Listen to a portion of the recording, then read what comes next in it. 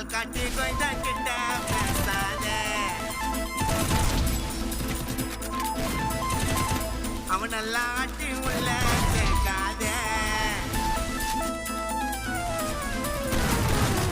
பால் காட்டி கொஞ்சம் கிட்ட பேசாத அவன் நல்லா ஆட்டி உள்ள சேர்க்காத எங்களுக்கு ரூட்டை எல்லாம் போடாத உன்னோட மொக்கம் படம் ஓடாத படப்பட்டு விட்டு எல்லாமே இங்க காட்டாத வெளியில சுத்தினுக்கிறண்டா கண்ணுல மாட்டாத பிளாக் ஆயிடுவேன் டோட்டலா